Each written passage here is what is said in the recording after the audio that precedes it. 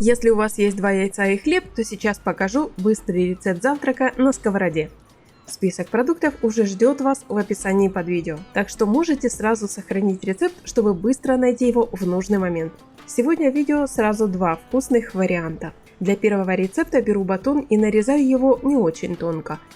Теперь беру глубокую миску, разбиваю 2 яйца, добавляю щепотку соли и хорошо взбиваю венчиком, а потом наливаю немного молока. Ставлю сковородку на огонь. Беру кусочек батона и хорошо окунаю его в эту яично-молочную смесь со всех сторон.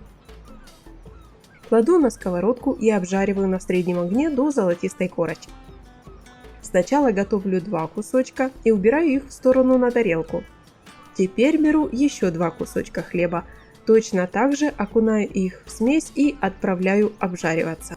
Если у вас осталось яйцо в миске, хорошо. Просто можно вылить все сверху на хлеб прямо в сковородку, распределяя жидкость по всей поверхности. Огонь при этом делаю минимальный, чтобы нижняя сторона не подгорела. Когда батон начал немного обжариваться и яичная смесь схватилась, то есть белок и желток подстыли, переворачиваю все на другую сторону. Не страшно, если что-то перевернулось не совсем идеально. Все выступающие края и остатки яйца обратно складываю лопаткой прямо на кусочки батона. Огонь на плите при этом минимальный. Дальше нарезаю сыр пластинками и выкладываю эти кусочки сверху на батон. Взяла по 2 кусочка на каждый ломтик. Дальше идет ветчина. Сюда отлично подойдет любая колбаса или кусочки мяса, которые есть в холодильнике. Напишите в комментариях, что вам в таких бутербродах нравится из мясного, или вы все же предпочитаете чисто сырный вариант. Выкладываю кусочки ветчины прямо на сыр. Сверху добавляю тонкие ломтики помидора для сочности и цвета. На помидоры кладу еще один слой сырных слайсов и накрываю все это 2 кусочками обжаренного ранее батона. Сверху присыпаю все натертым сыром. Теперь наливаю в сковородку буквально 30 мл воды и накрываю крышкой. Ставлю на плиту на средний или даже ниже среднего огонь. Если сыр сверху хорошо расплавился, значит наше блюдо полностью готово. Кстати, если у вас есть время, можно переложить эти бутерброды на лист с пергаментом и отправить в заранее разогретую духовку на 190 градусов примерно на 5 минут. Тогда корочка сверху будет невероятно румяная и хрустящая, а внутри сыр станет тягучим, как в пицце. Нарезаю зеленый лук помельче и присыпаю горячие бутерброды перед подачей. Это очень вкусно, просто и отлично разнообразит привычный завтрак. Спасибо за ваши теплые слова в комментариях, мне очень приятно читать каждый отзыв. А теперь переходим ко второму рецепту.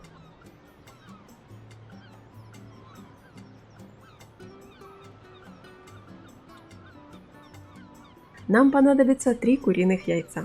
Разбиваю их в широкую форму, и чуть позже вы поймете, почему я выбрала именно такую посуду. Добавляю к яйцам немного молока, щепотку соли и начинаю перемешивать венчиком до полной однородности. Нам не нужно взбивать смесь в пышную пену, достаточно просто соединить белок и желток. Как вы думаете, стоит ли добавлять сюда специи на этом этапе? Напишите свое мнение в комментариях под этим видео. Дальше беру плотный большой батон. Знаете, он даже больше напоминает хороший фермерский хлеб. Нарезаю его на кусочки, стараясь выдерживать одинаковую толщину. Для примера я покажу весь процесс на 4 кусочках. Этого вполне хватит, чтобы понять главный принцип. Дальше смазываю кусочек батона майонезом. Если вы не любите майонез, можно взять мягкий творожный сыр или даже капельку горчицы для приятной остроты. Нарезаю ветчину тонкими кружочками, а потом делю их на части, чтобы получились аккуратные ломтики. Выкладываю их на хлеб.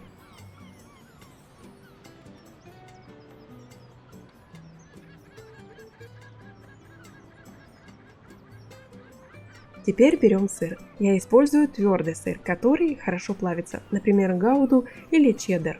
Натираю его на крупной терке.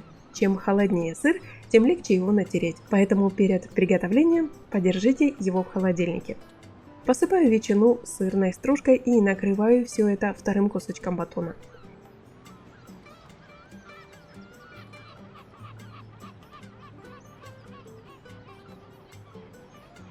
Кладу на сковороду кусочек сливочного масла, но будьте осторожны и не включайте сильный огонь. Масло не должно дымить и гореть, иначе вкус будет испорчен. Теперь беру наш бутерброд и очень хорошо обмакиваю его в яично-молочную смесь со всех сторон. Именно поэтому нам нужна была широкая форма, чтобы весь бутерброд помещался целиком и равномерно впитывал жидкость. Кладем его на сковороду. Тут есть важный нюанс, как сделала я. При необходимости, когда перевернете бутерброд на вторую сторону, накройте сковородку крышкой и включите самый медленный огонь. Так сыр внутри расплавится гораздо лучше. У меня осталось еще немного яичной смеси в форме. Я снова разогреваю сковороду и наливаю немного растительного масла. Выливаю все остатки яиц с молоком.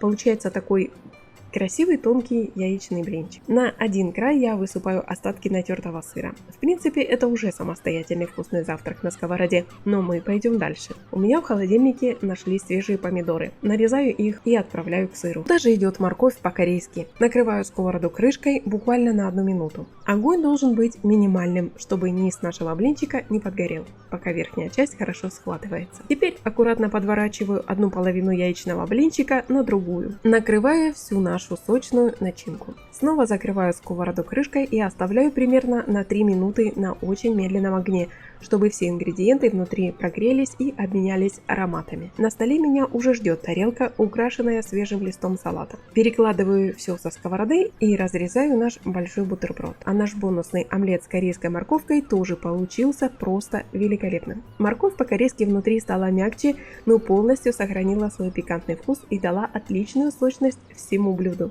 Попробуйте приготовить оба этих варианта. Это великолепный способ накормить всю семью быстро, сытно и очень вкусно. Спасибо, что досмотрели это видео до конца. Приятного аппетита!